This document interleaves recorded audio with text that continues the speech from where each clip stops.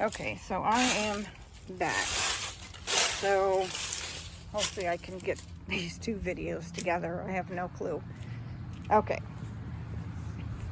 So this is the house that I bought. I'm back here so you can see it's a super cute little house. 2-bedroom, 1-bath house. And like I said, it is, you know, a really cute house. It's not even, golly gee, I think it's like 700 and some odd square feet, almost 600 and some, not even quite 700 square feet. And that doesn't count the basement. There is a basement, but it's not finished. But they did put on that little front porch thing there. It was treated wood, but it definitely didn't have any waterproofing stuff on it. So I actually did the stain, the waterproofing myself, to make sure we preserve it. And so the roof, they did put on the disclosure that I believe the roof was done in 21 or 22 or 20, yeah, 21 or 22, I don't remember. So it is a new roof. That information was correct. So just some things, you know, like our beautiful leaves here.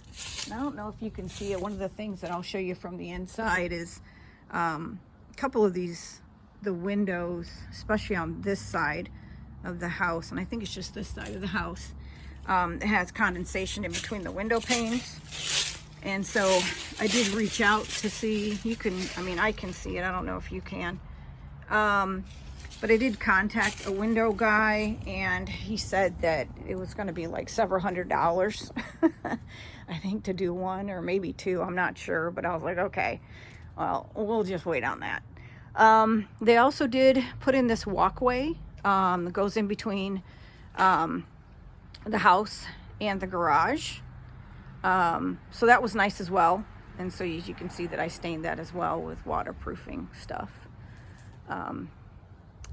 And so here to the garage, definitely needs a brand new garage door. This is wood. You know, I guess they figured, well, let's just throw some paint on it and make it look good. And unfortunately, that's what happens with a lot of stuff. But you can see that, I mean, and this is just from the outside. It's, you know, it's definitely not seated properly. It's not in there correctly. But we'll go into the inside. But, you know, I mean, obviously, you know, I take responsibility, you know, for buying a house like this. You know, it is what it is. But, you know, you've got to realize that you need to be very nitpicky. You need to look at everything. You know, and if you're relying on a realtor, you know, make sure that you're doing video calls when she's walking, he or she's walking through the house for you. Make sure that, you know, you're having this person that you're relying on to be your eyes, your, you know, right there, eyes on the house. Make sure that, I mean, have a list of everything you want them to check to make sure that it either works or, you know, that there's nothing hidden. Sometimes they can hide stuff so well that you'll never even know until you've bought the house, and then bam, it's like, oh crap, you know, like with electrical or plumbing, you know, there's things that you may not be able to see that, you know, are going to break on you before you know it. So, you know, have that checklist. So this is an addition to the garage that was put in. Yes, I have a leak. There is a leak. I tried to patch it, and you know, I'm assuming that there was a leak there, you know, prior to me buying the house, because as you can see, there's a lot of new lumber in here, and I forget what they call that wood, but anyway, you can see it's all brand new. And there used to be drywall in here. I believe that the gentleman that used to live here was pretty handy, and So it was actually drywalled in here. But as you can see, they ripped out the drywall, but, you know, left it pretty messy. This house used to be pink, as you can see by the wood here. Used to be pink. Not looking so pink right now, but you can see on that wall, it's better. So anyway, so yeah, that's a thorn in my side. But that's on the agenda. Yes, I trap cats for TNR, which is trap, neuter, release. That's a whole nother video. I won't get into that right now. So here is the garage. Yes, it is full of stuff. Look at that. All my treasures. Yeah, and stuff that was here at the property. Another thing, you know, there was definitely, when you buy a house, I mean, the owner or whoever's selling it, the flipper guy, they may leave some stuff behind because they don't feel like dealing with it. So if, you know, and they should put it in the disclosure. They'll be like, okay, well, when you buy the house, this is coming with it, this is coming with it, this is coming with it. And if any of those items are on the disclosure that you're like, nah, don't leave this behind because I ain't trying to get rid of it. How am I going to get rid of it? It's junk.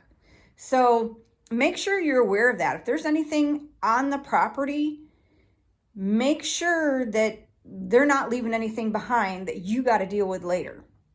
Now, I think I put a couple offers in on a couple of houses and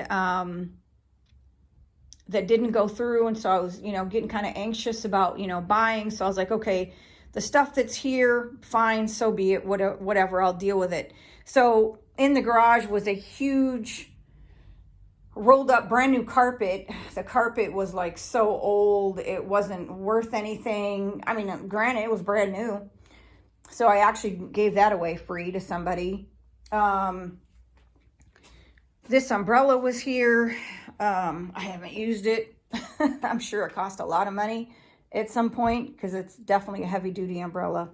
Over there, if you can see, there's actually, they ran a gas line out here that actually, I guess if that was not ancient, it would probably work, but I'm not going to turn it on.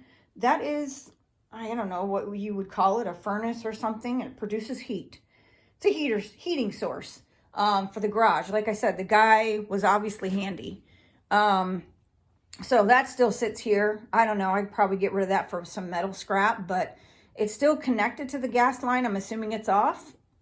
I'm assuming. I don't mess with gas. So I would just have to confirm that before I decided to tell somebody to come snatch it out of my garage. Another thing, I think they call it a kiln, was down in the basement. That sucker was huge and extremely heavy. It's a thing that you put pottery in to, I don't know, bake it, make it hard, whatever. And I actually gave that away for free. People came out. And these two guys, oh my gosh, they worked so hard getting that thing out of the basement. Had I known what that was and how heavy it was and what a nuisance it would be, oh my gosh, I would have been like, nah, you need to take that. But, you know, by the grace of God, you know, there was somebody that actually wanted it. So as you can see, this is the lovely garage floor. It is horrible. Did my realtor point this out to me? No, not at all. Matter of fact, there was a piece of carpet. You can see there's some more of the nasty floor over there. But there was a piece of carpet laid out in here that was covering some of it, but obviously not all of it. Did she show me that? No. I don't know if that would have deterred me or not from buying the house. I have no clue at this point. But, you know, and then over here you've got drywall that needs to come down from water damage. I've taken down a little bit of it, but more work needs to be done in here.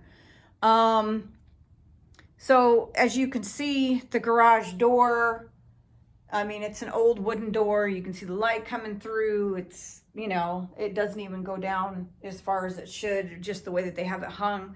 And it's, you know, all wonky over there. And sometimes I wonder, is it going to crash down on me when I lift it up?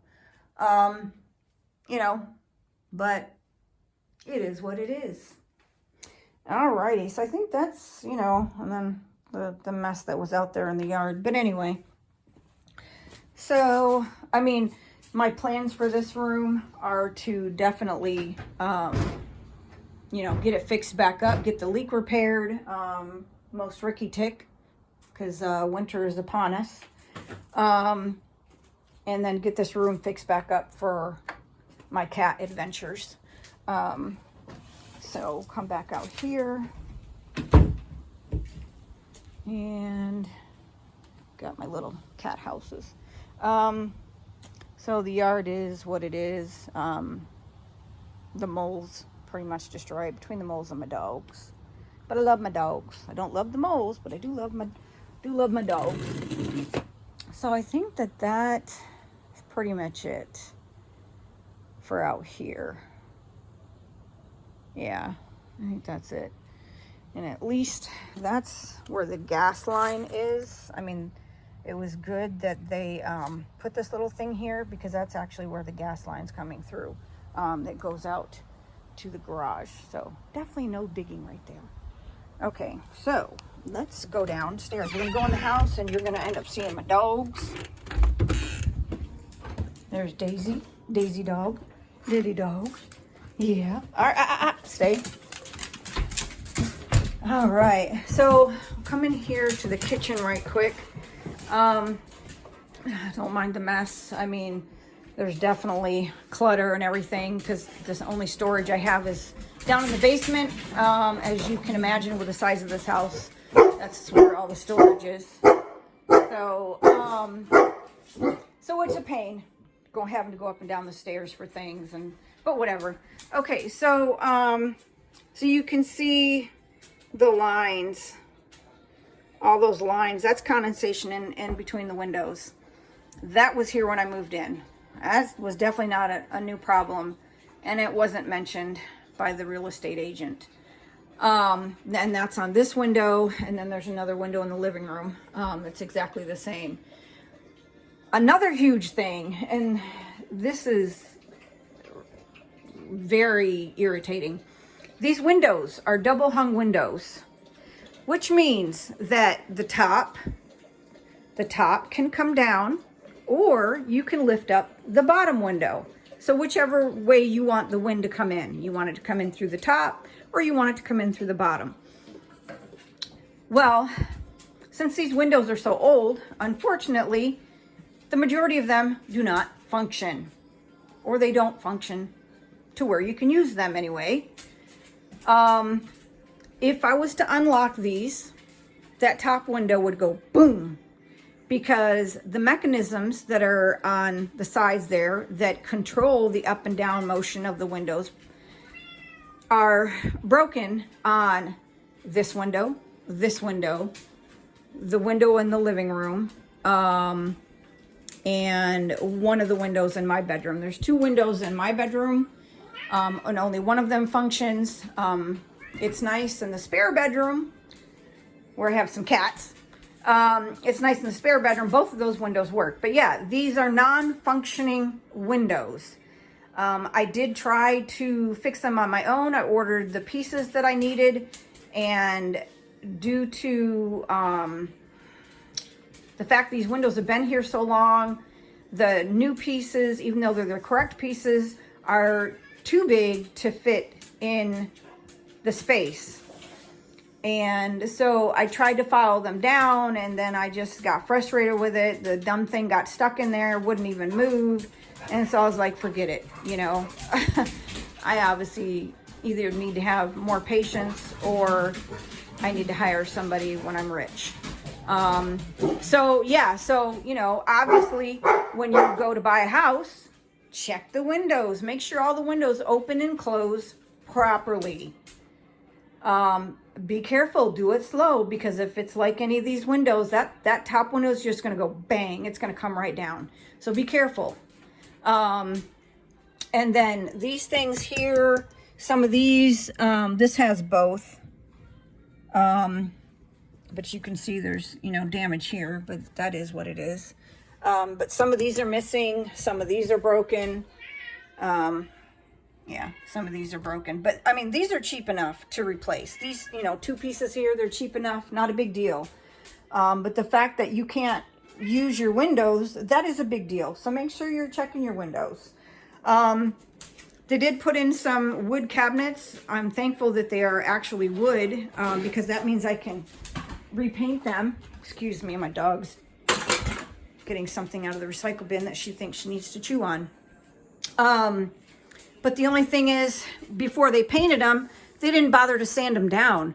So when you go to, you know, wipe down your cabinets, clean your cabinets, it's all rough. And so your rag gets caught on it.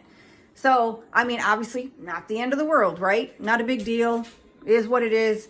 If I decide to repaint them, which I will, I can sand them at that time if I feel like it. It's not the end of the world though. I mean, you know, overall, they did a fairly good job, excuse me, with the kitchen. So, let's see. Let's go down. Oh, one other thing, and maybe you can see it here in the hallway. You see that pink? And then you see all the discoloration? You would think I had a fire in my house, and that was smoke. Nope, not smoke. They didn't actually paint this house. They did all brand new drywall. I mean, this is brand new drywall. We're talking ceiling, walls. However, all they did was put on a primer. And so it's actually chalky. I mean, you can, you know, the white stuff, you know, comes off on your hand. And so since there's only primer, it gets discolored like crazy. Your dogs, you know, rub up against the walls or whatever, or you put up a gate. It wreaks havoc on your walls. I mean, it's ridiculous. And then, so when you're going in to check the house, make sure it's not just primer. Make sure they put a little time and money into the project and actually put paint. And then as you can see here, you can see up on the ceiling, the discoloration. You can see the seam that wasn't done properly. You know, and these are all things that, I mean, as far as paint and primer, most people you're not even going to think about that. You're like, oh, pretty white walls, you know, looks good. Well, yeah, but if somebody flipped that house, check the walls, make sure, you know, if they say that they put up all new drywall, well, check to see if they actually painted it or if they just put a primer on it. Because if they only did a primer, you definitely got to paint, because these walls are filthy. They look horrible. Now, mind you, I bought this house. I moved in April 5th of 23, I think. 23? What's this? 24? Yeah, 23. Go on, baby. You're not going downstairs. So, yeah, I've been here for a while. Haven't done it. But I'll get to it. It's one of those things that, you know, obviously it's not a priority. And then with the house came a nice little laundry chute, which actually kind of silly, but certainly don't use it because the laundry's not even over on this side anymore. Another nice little feature that came with the house was this phone. Isn't that cool? Yeah, a little dusty. No dial tone, no active service. Alrighty, so we'll start here, simple. This is an asbestos tile. That wasn't pointed out to me. And I didn't think much of it, you know, as she did the walkthrough, but yeah, it's asbestos tile. So asbestos tile, as long as you don't mess with it and try to tear it up, it's fine. It's not going to harm you. I did pull up some tiles the other day because it was wet over there for some reason. I have no clue why. But anyway, I'm still alive. So yeah, this is all asbestos. This countertop is also asbestos. So again, as long as you don't mess with it, you'll be fine. Plastic, yeah. So let me go in here and then I'll explain why there's plastic. It didn't look like this when I bought it. Okay, so this is the basement. This is the basement. Oh. So what happened in my basement? Well, mold happened in the basement. a lot of mold. And I can guarantee you that the mold did not happen from the time I moved in to the time that it got repaired. So another thing that was not disclosed to me by the realtor and was not in the disclosure, they put no mold. Well, there's absolutely no way that the Salater real estate agent, there's no way that he didn't know that there was mold. Because what they did was, now this white paint that you see here, where it's a lot whiter, that's from the mold remediation that was done. The higher up, you know, obviously is also white, it's just a different shade. But what they had done was he had his guys come through and paint over the mold. It was completely painted over so that it was not visible. So when you go in here, when I moved in, and you come in here, this wall, there was drywall on, there's drywall on this side. There was not drywall on the inside. This is the utility room. So here there was, again, stuff being left behind. Why are they leaving stuff behind? And what is it covering up? Because that's exactly what was going on here. There was a mirror that was strategically placed right here, leaning up against the wall. The realtor never moved it. She just kind of, you know, took the camera, skimmed over, oh, okay, and then she kind of did this with me, showed me the room, you know. And so behind that mirror was mold that probably went up, I don't know, 2 feet up the wall. But the mirror was covering it. And so, unfortunately, we didn't see it. And unfortunately, I didn't have an inspection done. So, but it also wasn't disclosed on the disclosure of any type of water damage or anything that had been down here in the basement or anywhere in the house. So that was a complete lie. Now we come here to my beautiful furnace. Beautiful, you know, because it's pretty much brand new. In April, the same month that I moved in this house, I discovered that the AC did not work. We didn't test the AC. The real estate agent did not test the AC to see if it worked. On the disclosure, it said that it worked. And so, I mean, anybody in, you know, I mean, I don't know. I don't know much about AC units. The last house I lived in Georgia was a rental. And of course it had AC.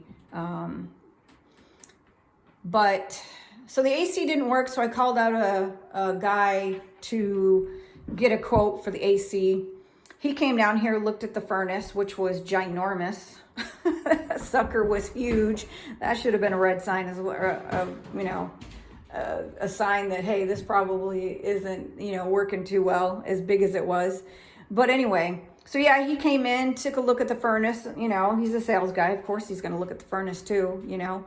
And he said that, well, he said that there's a lot of black stuff in there. And he said that if you had to have somebody come out here to service this furnace, they would red tag it because it was that bad. So I spent, how much did I spend? 14 grand, maybe something like that. I don't know. On the furnace and AC unit. And so yeah, so that was the same month that I moved in that all that was replaced. Again, I don't know if an inspector would get into the furnace. I don't know how in depth they go with that kind of stuff, so I'm not sure. But, and you know, as you can see, they came in here for mold remediation as well. You know, and this is where the laundry used to be. The duct work, they got wires and stuff that they put through the duct work that obviously supplies, you know, heat and air upstairs. And so you know, I did what every, you know, American would do, and I put some duct tape over it.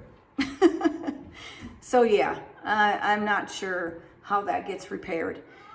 And then one thing, well, when I moved in and had that huge furnace in here, I was like, okay, well, I know that, you know, air filters need to be changed regularly. So let me go ahead and take a look at the air filter, make sure it's good. So I couldn't find where to put it or where it was. I was like, where the heck is the filter? Where does it go? Where is it? So I actually got the phone number for the real estate agent that sold the house, that flipped the house, got his number from my agent, called him and said, hey, where's the filter? He says, I have no clue. I'd never touched the furnace. Oh, okay, lovely. All right, red flag. And so I was like, okay, so that didn't matter because it ended up getting replaced anyway. Oh, and then the gentleman that he had to come out to run the water line to the refrigerator hooked up the hot water. So I ended up getting in touch with that guy so he could come back out and rerun a cold line to the refrigerator. And even when he was here, he was swearing up and down that he connected it to the cold. Well, no, dude, you didn't. I mean, there's hot water coming out, so no, you didn't. And then another thing with flippers, I mean, if nobody's living in the house, then what's going to happen to the hot water tank? Well, all the sediment's going to sit to the bottom because nobody's using it. Nobody's running the hot water. And so all that sediment's going to sit at the bottom of that hot water tank. And so when you move in and you start using the hot water, it might stink. It might be gross, because when I ran my dishwasher, brand new dishwasher, the dishes smelled disgusting. So the hot water coming out of this and going onto my dishes makes them stink. So haven't used the dishwasher since then. I got a brand new dishwasher that I can't use because what I need to do is replace this hot water tank. That's not on my priority list. I can hand wash dishes no matter how much I hate to do that. I can do that. But anyway, so mold remediation, I had gotten a few different estimates for that. The estimate I think my highest estimate was around 10 grand. And then the middle of the road estimate, I want to say was nearly 7 grand. So, you know, yeah, that was crazy. So yeah, hence the plastic. So the plastic I put up, cause my cats of course enjoy coming down to the basement. And, so I put up this plastic in hopes that it would keep them. I wanted to confine them to just, you know, the laundry area here. I wanted to confine them. So it's like, okay, well, let me put up some plastic so they can't go through. Well, yeah, okay, that didn't work out too well. And of course that was after the remediation. Once I realized all this mold was down here, I stopped allowing the cats to come down, because I was like, wait a minute, you know, I'm like, is that mold? You know, and I've never encountered, you know, black mold before, so I really didn't know what was going on. But once it started seeping through the walls that they had painted, then I was like, okay, yeah, we got a big problem here. So on the inside of this little closet here, and they had all kinds of crap in here too. Funny, they got paint cans, but they didn't really paint anything. Well, yeah, they did paint. They painted over the mold. Okay.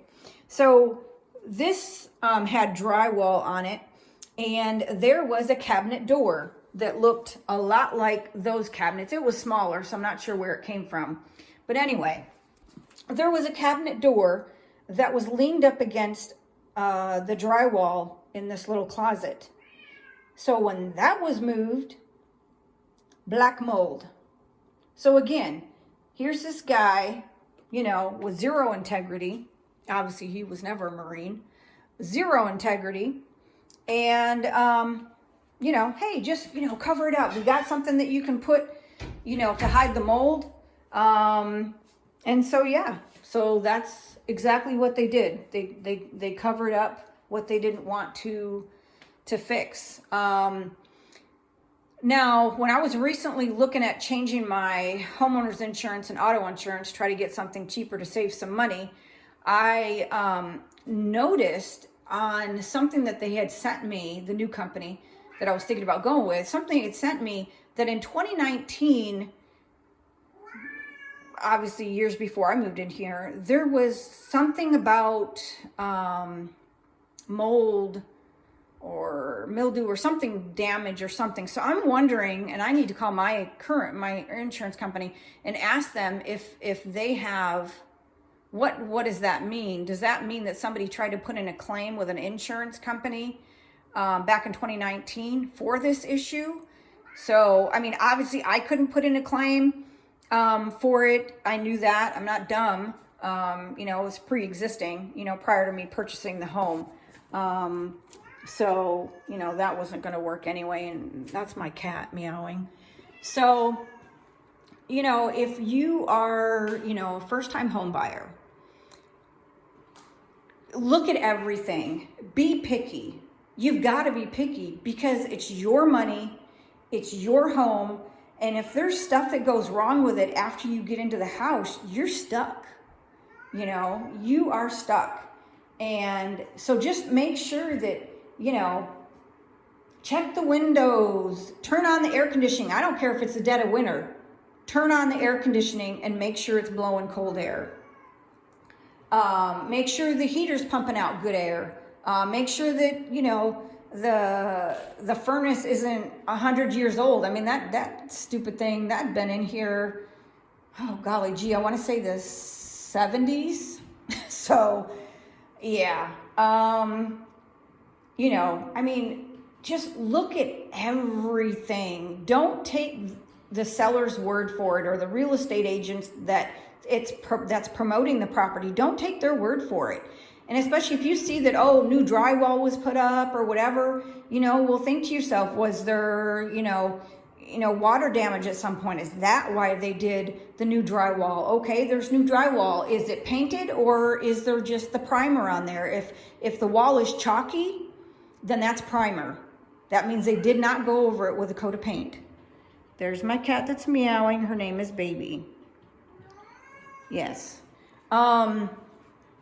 If you've got, you know, people in your family that have already bought a home and, you know, take them with you. Take people with you. Look at everything. And you know, depending on the age of the house or, you know, any questions that you might have about the house, get an inspection. You know, coulda, shoulda, woulda, right? So I should have gotten an inspection done.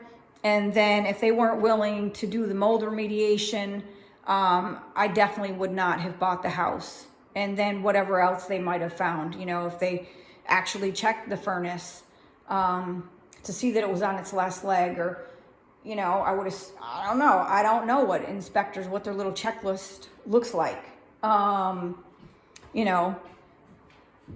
So, you know, it is what it is. So just, you know, be mindful when you're out there looking at properties. And not all flippers are bad. You know, some flippers, you know, they take pride in what they do. They have integrity. Their name, you know, is on the line, right? And so if they're in the business of flipping houses, they need to be doing it right. You know, I mean, I thought about suing the guy, but it's like, you know, is the judge going to say, well, you should have had an inspection. Then if you had the inspection, then you would have known. Well, yeah, but the guy lied on the disclosures, you know, on the disclosure, and said that there was no water damage, no mold. He said the AC worked, it didn't work, you know. And so it's like, but it's like, is it worth it? So I'm probably just going to leave that alone. Like I said, I did leave a review on the website. She's trying to get through the gate.